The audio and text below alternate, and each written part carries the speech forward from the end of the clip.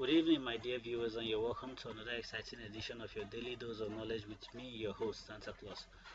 Compliments of the Sunday, and how are you all doing? Please take good care of yourselves. In life, the most important thing is life itself.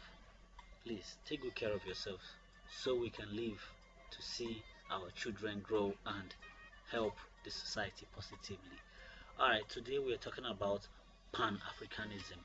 And Pan-Africanism, as a political ideology, it encourages and strengthens bonds of solidarity between indigenous and diaspora ethnic groups of African descent.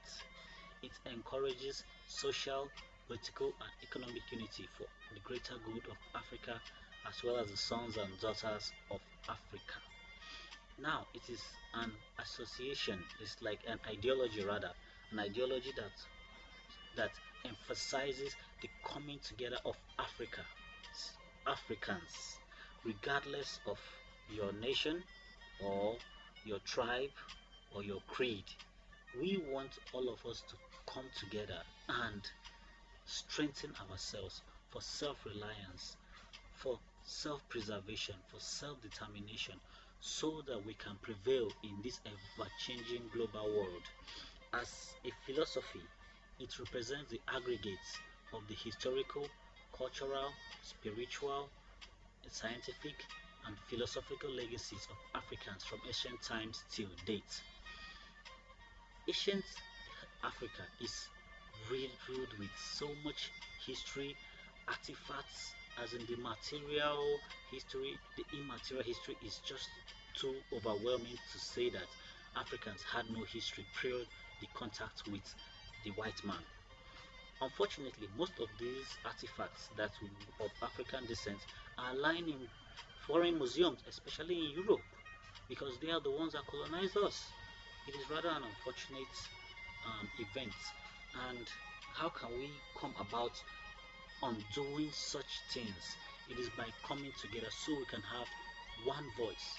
It is this ideology that gave birth to the African Union in 1963 with its headquarters at Addis Ababa, Ethiopia, where issues concerning Africa can be discussed and helped to resolve issues that are affecting us directly. It promotes values that are products of the African civilization and the struggle against slavery, racism, colonialism, neocolonialism, as well as imperialism. Now, as a core value, it emphasizes the consolidation of power in Africa by Africans and for Africans. It is like a form of democratic Africa, the United States of Africa, or just Africa, having one leader and all working together in one accord.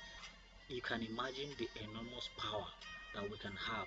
We can affect global trends. We can change the world entirely. We are the mother of invention.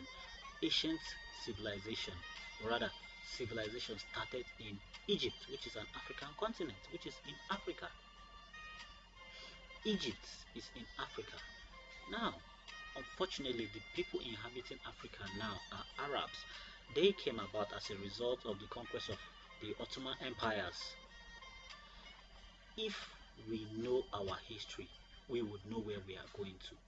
We need to empower ourselves by going back in time to know where we came from. When you know where you're coming from, you will definitely know where you're going to.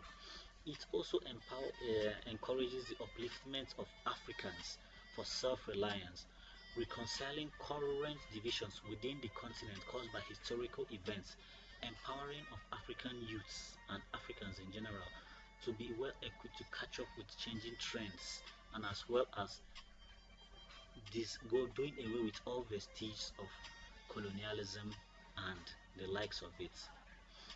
Prominent Pan-Africanists were Haile Selassie of Ethiopia, Kwame Nkrumah of Ghana, Thomas Sankara, Muammar Gaddafi, and others. In the diaspora, we have the likes of Malcolm X, Marcus Garvey, W.E. Du Bois, who was an educationist, and the likes of others. Now, if Africans, we can work together in in collabo with the ones in the diaspora. They will help in making this continent a great one again. Whether you are in diaspora, whether you are in the African continent, whether you are anywhere, we all share one common thing, and that is the fact that we have one historical narrative, which is we are all from Africa. Whether you were taken away by the slave trade, your forefathers, or you migrated there and you've nationalized with whatever place you live in, it all boils down to the fact that you are African, you are black, and you should work to make your house clean. If your house isn't clean, you can't go about cleaning someone else's house. It doesn't show good example. Charity begins at home. Now, over the years, we have been deteriorated psychologically that we don't even have confidence in ourselves anymore. Like in Nigeria, whenever a white man is doing something, we believe the white man is doing it better than us. And if you go to other African countries, it is the same. These are part of the things that Pan-Africanism aims at erasing. We need to know that we are for us. Nobody gives freedom on a platter of gold. If you do not work to be self-reliant, to be self-productive, to be self-consuming, you are not going to develop, and you will only be a ready tool for those that are using you for their own benefit. And at the end of the day, you will suffer it. Look at the product of colonialism. Look at where it has gotten us.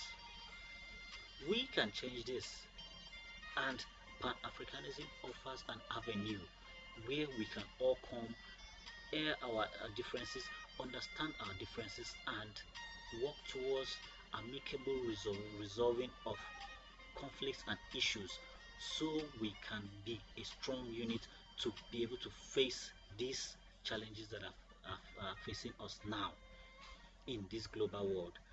Now, it is this ideology of Pan-Africanism that gave birth to the Organization of African Unity, which has its headquarters in Addis Ababa, as well as the Neo-Black Movement of Africa, which empowers youth to go back and read where they come from, to know thyself. It is only through that medium that we can truly grow. And we now talk about the Pan-African flag, which is black, red, and green. The black represents our skin color.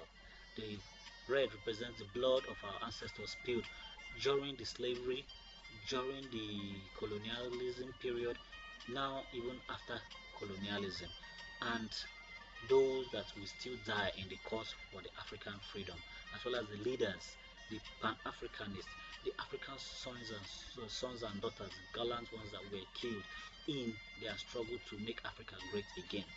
And the green represents the evergreen land and cultures and our fertility. Africa is fertile. Agriculture flourishes here maximal.